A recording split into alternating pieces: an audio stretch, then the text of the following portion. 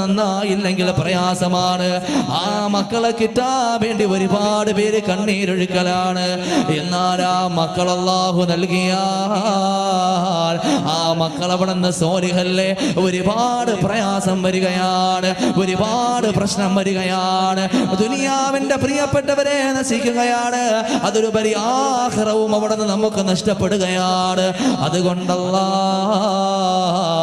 മക്കൾ അവിടെ നിന്ന് ലഭിക്കണമെങ്കിൽ, ആ മക്കളെ നമുക്ക് അവിടെ നിന്ന് ഉപകാരം ചെയ്യണമെങ്കിൽ ആത്മാർത്ഥതയോടുകൂടി ഈമാനോടെ നിങ്ങൾ ദുആ ചെയ്യണം. എല്ലാ നിസ്കാരങ്ങളിലും നിങ്ങൾ ദുആ ചെയ്യണം. റബ്ബനാ ഹബ് ലനാ മിൻ അസ്വാജിനാ قرة أعين واجعلنا للمتقين إماما. പടച്ചവനെ ഞങ്ങൾക്ക് അവിടെ നിന്ന് മക്കളെ തരണം തമ്പുരാനെ. പടച്ചവനെ ഞങ്ങളുടെ മക്കളെ നീ ആക്കണം തമ്പുരാനെ. ഞങ്ങളുടെ ഭാര്യമാരെ നീ ആക്കണം തമ്പുരാനെ.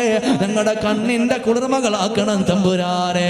പടച്ചവനെ മക്കളെ കൊണ്ടും ഭാര്യമാരെ കൊണ്ടും അവിടെ നിന്ന് പരീക്ഷിക്കപ്പെടുന്ന ഒരു കാലഘട്ടത്തിലാണ് നമ്മൾ ജീവിക്കുന്നതെങ്കിൽ അറിഞ്ഞുകൊണ്ട് ദുആ ചെയ്യണം ചെറുപ്പക്കാരാ. ആത്മാർത്ഥതയോടുകൂടി ദുആ ചെയ്യണം ചെറുപ്പക്കാരാ. ആ മക്കളും ആ ഭാര്യമാരും അല്ലാഹ് നമ്മുടെ കണ്ണിന്റെ കുളിർമകളാകാ കഴിയണം. നമ്മുടെ കണ്ണിന്റെ കുളിർമകളാകാ കഴിയണം പ്രിയപ്പെട്ടവരെ. അത് മാത്രമല്ല വജഅൽനാ ലിൽമുത്തഖീന ഇമാമാ.